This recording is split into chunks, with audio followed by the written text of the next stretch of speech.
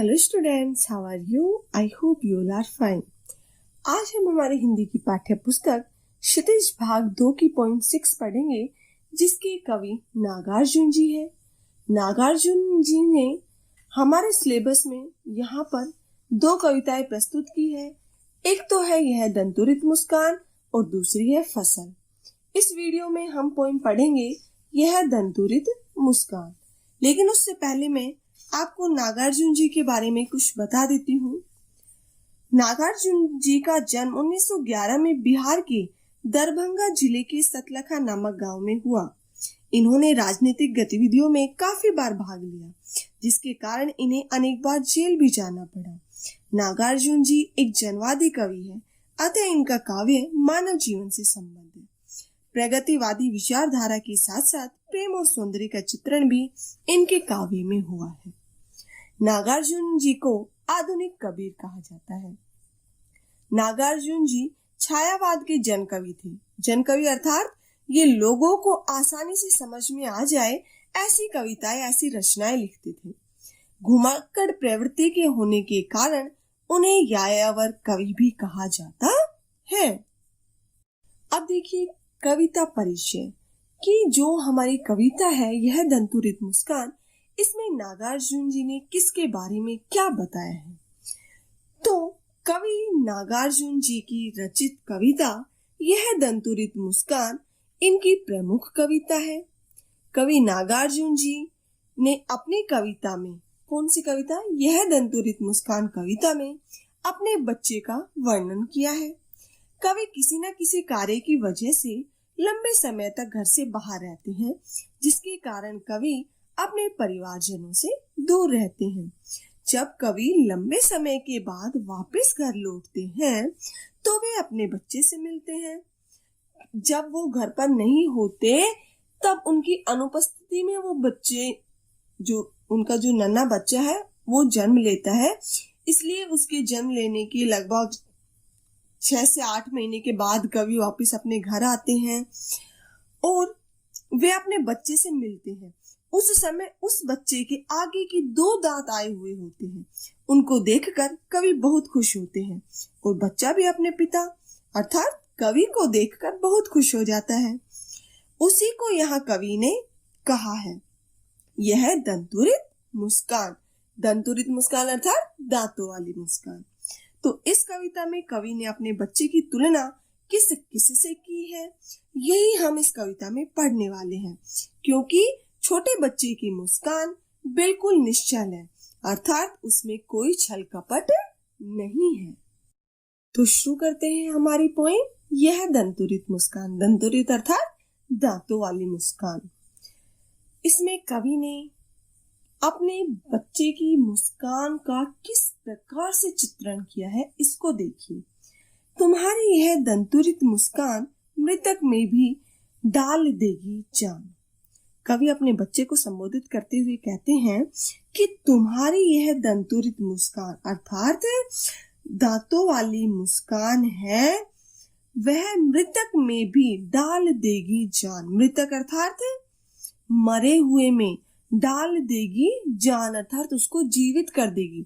यहाँ कवि ने व्यक्ति को सच में मरा हुआ प्रस्तुत नहीं किया है, बल्कि यह मृतक से अभिप्राय है कि जिसकी आशाएं खत्म हो चुकी है, जिसके जीवन में निराशा भर चुकी है, ऐसा व्यक्ति भी यदि इस बच्चे की मुस्कान देख ले तो वह भी खुश हो जाएगा, उसके अंदर भी जान आ जाएगी। तो कवि अपने छोटे से बच्चे को देखकर कहता है कि तुम्हारी मुस्कान इतनी मनमोहक है कि वह भी मृतक में जान डाल देगी। धूली धूसर तुम्हारे ये गात, छोड़कर तालाब मेरी झोपड़ी में खिल रहे जलजात। कवि आगे क्या कहते हैं, धूली धूसर, धूली अर्थात धूल से, धूसर सना हुआ तुम्हारा ये गात अर्थात शरीर, छोड़कर तालाब मेरी झोपड़ी में खिल रहे जलजात। जलजात होता है कमल का फूल। कवि यहाँ अपने बच्चे को कह रहे हैं, बच्चे को देखकर कह रहे हैं कि जो तुम्हारा ये शरीर धूल से सना हुआ है, उसे जब मैं देखता हूँ तो मुझे ऐसा लगता है कि कमल का जो फूल तालाब में खिलता है वो तालाब को छोड़कर आज मेरी झोपड़ी में खिला हुआ है। यहाँ कवि ने बच्चे की तुलना कमल के फूल से की है। पिघलकर जल बन गया होगा, परस पाकर तुम्हारा ही प्राण, पिघल कर जल बन गया होगा कठिन पाषाण। कवि क्या कहते हैं? परस अर्थात स्पर्श पाकर, तुम्हारा ही प्राण, प्राण अर्थात शरीर, पिघल कर जल बन गया होगा कठिन पाषाण। पाषाण होता है पत्थर और कठिन अर्थात कठोर। कवि फिर से कहते हैं कि हे शिशु, तुम्हारे यानी कि तुम्हारा शरीर इतना सुंदर है कि यदि तुम्हें कठोर पत्थर भी छू ले तो वो भी पिघलकर जल बन जाए। अर्थात तुम्हें छूकर ये कठोर चट्टाने हैं वो पिघलकर जल की धारा बनकर बहने लग जाती है। क्यों? क्योंकि तुम्हारा शरीर ही इतना सुंदर है। छू गया तुमसे कि झरने लग पड़े शेफालिका के फूल, बास था कि बबूल। छू गया अर्थात तुम्हारे छूने से झरने लग पड़े, झरने अर्थात गिरने लग गए हैं शेफालिका के फूल। बास था कि बबूल, बास कैसा होता है? कठोर होता है। और बबूल में क्या होते हैं? कांटे होते हैं। तो बबूल कैसा होता है? कांटेदार झाड़ियां होती हैं। तो कवि यहाँ कह रहे हैं कि आपके सामने चाहे क्या हो, बांस का पेड़ हो चाहे बबूल का वृक्ष, अगर वो भी आपको छू लेता है तो वो मतलब चाहे बांस कठोर है और बबूल कांटेदार है, लेकिन उनसे भी शेफालिका के फूल गिरने लग जाते हैं। शेफालिका का फूल कैसा होता है? बहुत ही कोमल होता है। तो कवि यहाँ क्या कह रहे हैं कि जो तुम्हारा शरीर है वो इतना कोमल है कि मतलब आपका स्पर्श करने से जो बांस व कांटेदार वृक्ष बबूल के समान है। इनकी तुलना किससे की गई है? बुरे व्यक्ति के मन में यदि कोई बुरा व्यक्ति भी अगर आपको देख ले, कोई नीरस है वो भी अगर आपको देख ले, तो जो निर्दयी है, नीरस है, रूखी, अगर ऐसे व्यक्ति भी आपको देख ले तो उस व्यक्ति के मन में भी शेफालिका के फूल उत्पन्न हो जाते हैं। उसके मन से शेफालिका के फूल गिरने लगते हैं, अर्थात वो भी आपको देखकर हंसने लग जाता है। तुम मुझे पाए नहीं पहचान, देखते ही रहोगे एनिमेस, थक गए हो आंख लूं मैं फिर, क्या हुआ यदि हो सके परिचित ने पहली बार, यदि तुम्हारी माँ ने माध्यम बनी होती आज, मैंने सकता देख मैंने पाता जान, तुम्हारी यह दंतुरित मुस्कान। कवि क्या कह रहे हैं? जब कवि अपने बच्चे को देखता है तो वो बच्चा भी अपने कवि अर्थात अपने पिता को देखने लग जाता है। क्यों? क्योंकि उसने अपने पिता को पहली बार देखा था। तो कवि कहते हैं कि तुम पाए नहीं पहचान, कि उस बालक से, उस शिशु से कवि पूछते हैं कि क्या तुम मुझे पहचान गए हो या मुझे पहचान नहीं पाए हो। देखते ही रहोगे एनिमेस, एनिमेश अर्थात लगातार, एक टक, क्या तुम मुझे इसी प्रकार से लगातार ही देखते रहोगे।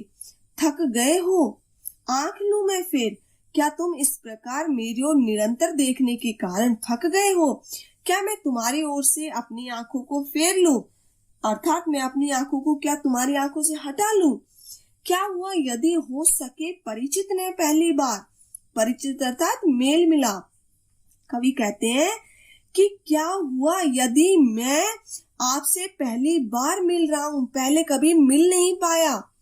यदि तुम्हारी माँ ने माध्यम बनी होती आज। कवि यहाँ पहली बार क्यों मिल रहा है? क्योंकि उसके जन्म के बाद कवि कई महीनों बाद पहली बार वापस अपने घर आए हैं। तो इस वजह के कारण जो बच्चा है वो अपने पिता को पहचान नहीं पा रहा है। और तब कवि कहते हैं कि क्या हुआ यदि आप मुझे पहचान नहीं पा रहे हैं। क्यों? क्योंकि मैं तो बहुत दिनों बाद यहाँ आया हूँ। यदि तुम्हारी माँ ने माध्यम बनी होती आज, और कवि अपने बच्चे को कहता है कि यदि तुम्हारी माँ तुम्हारे और मेरे बीच में माध्यम न बनी होती। क्यों? क्योंकि एक बच्चे को जन्म कौन देती है?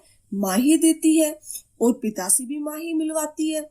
तो जो माँ होती है वो पिता और बच्चे का माध्यम होती है उनको मिलाने का। तो कवि भी यही ये बात कह रहे हैं कि जो तुम्हारी माँ है, यदि वो तुम्हारे और मेरे बीच माध्यम न बनी होती, मैं न सकता देख तो मैं तुम्हें कभी भी देख नहीं पाता, मैं न पाता जान, और ना ही मैं तुम्हारी इस मुस्कान को देख पाता, तुम्हारी यह दंतुरित मुस्कान, और ना ही मैं तुम्हारी यह दांतों वाली मुस्कान देख पाता। क्यों? कवि का कहने का माध्यम क्या है कि माँ है वो ही तुम्हारे और मेरे बीच में, अर्थात तुम्हारे और मेरे संबंध जोड़ने का माध्यम है। धन्य तुम, माँ भी तुम्हारी धन्य, चिर प्रवासी में इतर में अन्य। कवि क्या कह रहे हैं? धन्य तुम, कि तुम भी धन्य हो, अर्थात तुम भी भाग्यशाली और सौभाग्यशाली हो। माँ भी तुम्हारी धन्य, और तुम्हारी माँ भी बहुत ही सौभाग्यशाली है। चिर प्रवासी मैं इतर मैं अन्य। चिर प्रवासी अर्थात देर तक, मतलब काफी समय तक घर से बाहर दूर देश में रहने वाले व्यक्तियों को क्या कहा जाता है? चिर प्रवासी। मैं इतर, इतर कौन? दूसरा। मैं अन्य, मैं दूसरा। ठीक है, कवि यहाँ अपने आप को इतर कह रहा है कि मैं दूसरा हूं, और कवि क्या कह रहे हैं कि तुम भी भाग्यशाली हो और तुम्हारी माँ भी बहुत ही सौभाग्यशाली है, कि मैं और मैं हूँ वो तुम दोनों के प्रति क्या हूँ? आभारी हूँ। क्यों? क्योंकि मैं तो बहुत लंबे समय से घर से बाहर रहा हूँ, इसलिए मैं तो बाहर वाला ही कोई दूसरा हूँ। इस अतिथि से प्रिय तुम्हारा क्या रहा संपर्क, उंगलियां माँ की कराती रही है मधुपर। कवि कह रहे इस अतिथि, अतिथि कौन होता है? मेहमान। और कवि बहुत दिनों बाद अपने घर लौटे, तो कवि यहाँ क्या है? मेहमान ही है उस बच्चे के लिए। इस अतिथि से प्रिय तुम्हारा क्या रहा संपर्क। संपर्क क्या होता है? संबंध।